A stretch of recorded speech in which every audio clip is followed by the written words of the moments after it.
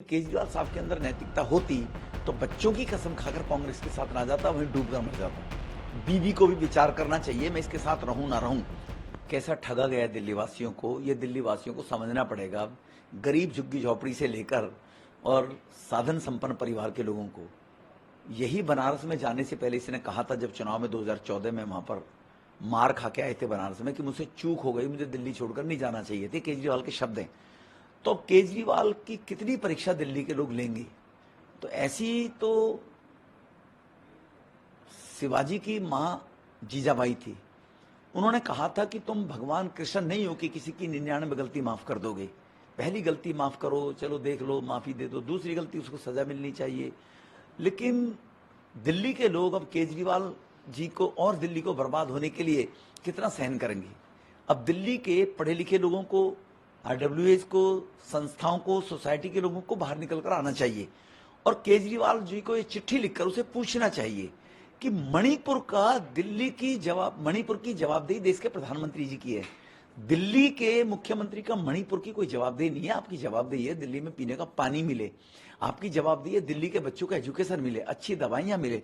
वो बाहर जाकर कहता है दिल्ली में फ्री में इलाज दिल्ली की जनता का करा रहा हूं। नल से जल देने की आपने 2013 में कहा, फिर 15 में कहा, फिर 17 में कहा। आज तक दिल्ली में पीने का पानी नहीं है, सफाई, वाईफाई कहीं नहीं है। तो अब दिल्ली के सैकड़ों करोड़ रुपए को बर्बाद करके विधानसभा को बुलाया जाता है। ये पहली विधानसभा है 9 साल में जो लगातार 5 दिन तक भी नहीं चली है और क्वेश्चन अवर तो होता ही नहीं है इस विधानसभा के अंदर कि विधायक को क्वेश्चन कर सके। तो ये केजरीवाल का जो अहंकार, घमंड, तानाशाही और घमंडीय गठबंधन में जाकर कांग्रेस के तलवे चाटकर कि मैं 2024 में कैसे अपने 2-3 एमपी जिता लूं, तो ये मानसिकता बदल गई। सबको चोर बताता था, भ्रष्ट बताता था कांग्रेसियों को, और अब तलवे चाट रहा है कांग्रेसियों के। इससे बड़ा दिल्ली के लोग और क्या देखेंगे केजरीवाल के कैरेक्टर के बारे में, केजरीवाल के चरित्र के बारे में। उन्हीं के क्षेत्र के लोगों से ये सूचना देकर किसके पास कितना पैसा आ रहा है और गैंगस्टर से फोन कराकर उनकी लुटाई करते हैं। ये कहीं ISI तालिबान भारत को बनाने का प्रयास किया जा रहा है।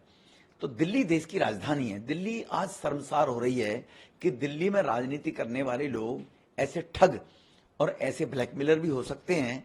तो केजरीवाल साहब ने जितेंद्र तोमर को डिग्री में कहा मैंने सारे कागज देख लिए, वो दोषी पाया गया, इसको हटाना पड़ा। राशन कार्ड बनाने पर इसके एक विधायक रेप के मामले में गया। 2 मंत्री जो कट्टर ईमानदार को 1 साल से बेल नहीं मिल रही है, 6 महीने से। तो अब नरेश बालियान के मामले में केजरीवाल को स्पष्ट करना चाहिए अगर नैतिकता है। लेकिन केजरीवाल साहब के अंदर नैतिकता होती तो बच्चों की कसम खाकर कांग्रेस के साथ ना जाता, वहीं डूबकर मर जाता। बीवी को भी विचार करना चाहिए, मैं इसके साथ रहूं ना रहूं।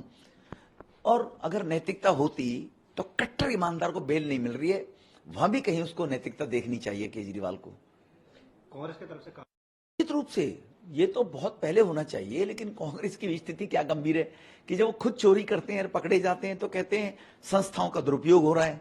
अब कांग्रेस में भी यार गैरत है। शीला दीक्षित के खिलाफ 300 पेज की जिन्होंने वो दिया था चार्जशीट, सोनिया जी भ्रष्ट थी, कांग्रेस करप्ट है, बच्चों की कसम इसके साथ नहीं जाऊंगा।